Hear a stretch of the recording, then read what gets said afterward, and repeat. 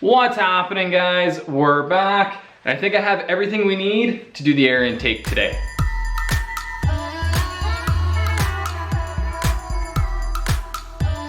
All right, so we are going to do the air inlet intake deal, filter to turbo, whatever you want to call it, that pipe.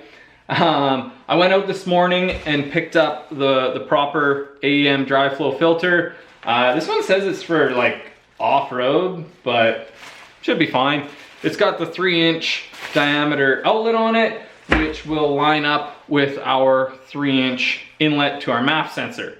So first thing we need to do today though is, as you can tell, our MAF sensor has a flange mount and we need to convert it over to a 3-inch aluminum tubing so that our air filter will just pop on. You know how it works. So first thing we need to do is build a flange mount to tubing adapter. So we'll grab some aluminum plate, cut that kind of shape out of it, and then weld on a chunk of tubing.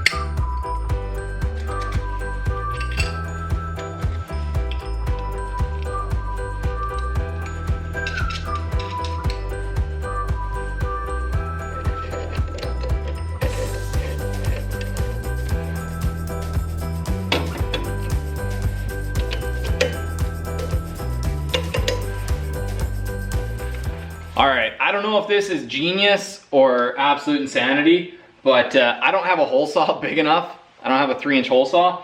So instead, I've just drilled a 1/4-inch hole in the middle and threw a 1/4-inch bolt through it and chucked that in the lathe here. And we're gonna try to cut the hole on the lathe.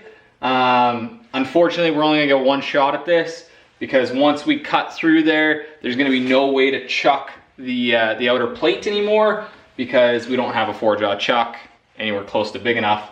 So if it's a little bit small, we'll file it out, but hopefully this will get us real close, and hopefully it doesn't fly apart and kill me. So let's give it a whirl.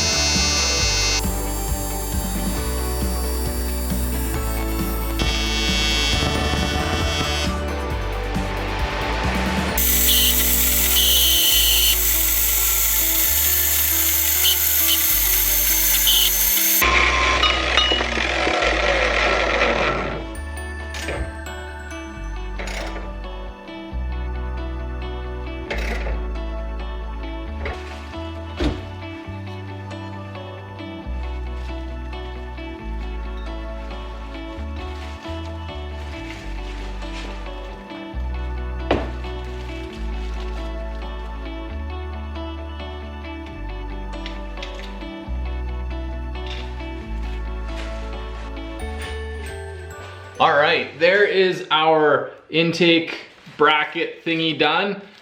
So it's just a chunk of plate with a hole in it, and then we welded on a section of that 3-inch intake pipe, cut it to length, rolled a little bead on the end of it.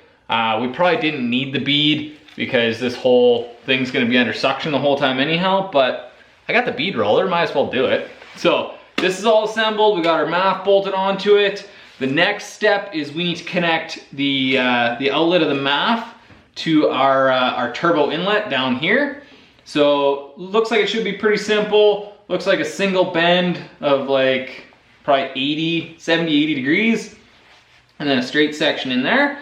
And then in the future, we're gonna build an air box over here to make it so that we're always sucking fresh air from, we're probably gonna be sucking air from this kind of high pressure zone in front of the windshield, rather than sucking in the warm, dirty air from the engine compartment. But we're not gonna do that today. So we might have to just weld a little kind of temporary tab or something to hold this thing up, because it's gonna be just on one big long section of tube, but we'll figure that out. So first things first, let's build this little section of pipe.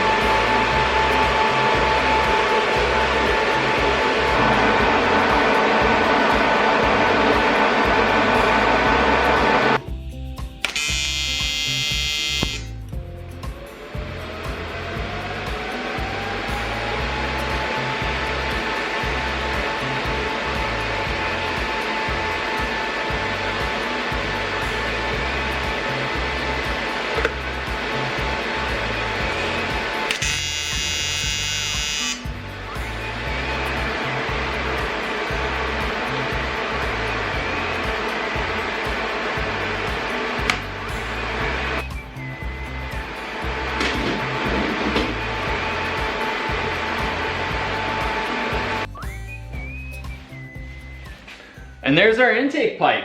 It's not finish welded, but I'll do that later. It looks good. There are a few issues. One is it kind of climbs up more than I wanted it to. I wanted it to be more horizontal, but with the way that this 9-degree elbow on the turbo outlet works, or inlet works, if we clock it down, it ends up coming way outside of the car. So this was kind of the best compromise. I might come in here and pie cut this or something to get it to sit down a little bit, but it works pretty good for what it is. So that's done. I didn't bother building a bracket to hold up the air filter. I just stuck it on a block of wood because I didn't want to. So that's all we're gonna do this week. We got the intake pipe done, and we got our little adapter plate built so that our air filter hooks onto our MAF. So now all of our air plumbing is done, all of our water plumbing is done.